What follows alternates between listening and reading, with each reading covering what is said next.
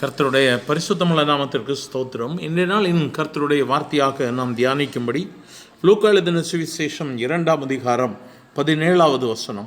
கண்டு அந்த பிள்ளையை குறித்து தங்களுக்கு சொல்லப்பட்ட சங்கதியை பிரசித்தம் பண்ணினார்கள்.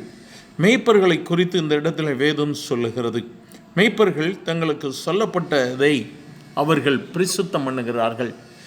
தேவதூதனால் சொல்லப்படுகிறது, உன்னதத்தில் இருக்கிற தேவனுக்கு மகிமையும் பூமியிலே சமாதானமும் மனுஷர் மேல் பிரியமும் உண்டாவதாக என்று சொல்லி தேவனை துதிக்கிறார்கள். தேவதூதர்களின் மூலமாய் இயேசுவின் பிறப்பை அறிந்து கொண்ட இந்த மெய்ப்பர்கள் இயேசுவை தரிசிக்கும்படியாக வருகிறார்கள். வந்து தரிசித்தவர்கள் இப்பொழுது இயேசுவை குறித்து பிரசித்தம் பண்ண மற்றவர்களுக்கு சொல்ல ஆரம்பிக்கிறார்கள். ஒரு அருமையான தேவ வார்த்தை. இவர்கள் மற்றவர்களுக்கு இயேசுவை வெளிப்படுத்த ஆரம்பிக்கிறார்கள்.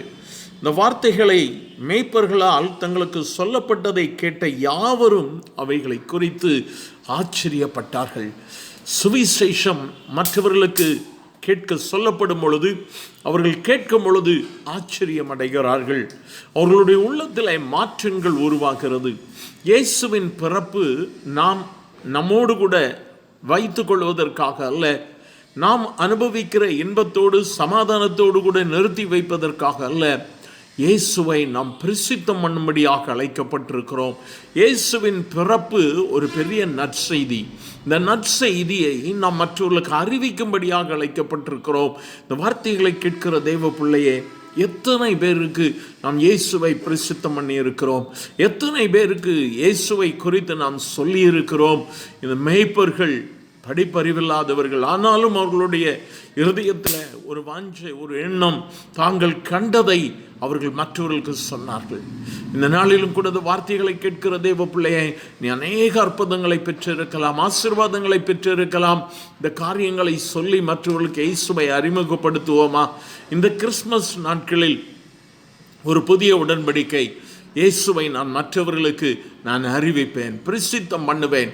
நிச்சயமாக கர்த்தர் அதற்குண்டான பலனை உங்களுக்கு கொடுப்பார். உங்களுடைய பெயரை ஜீவ புஸ்தகத்தில் எழுதி வைப்பார்.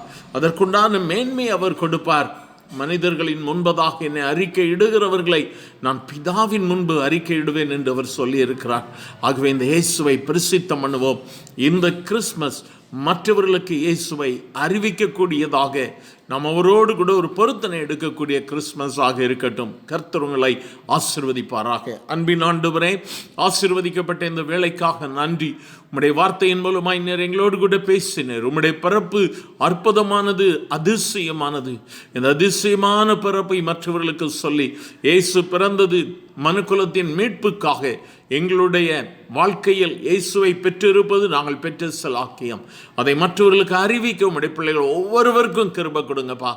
ஒவ்வொருவருடைய தேவைகளை சந்திங்க, ஆசீர்வதிங்க. புதிய வருடத்தை சந்திக்க போகிற நாட்கள் மிகவும் சமாதானம் உள்ளவைகளாக இருக்கட்டும். ஆசீர்வதியும்.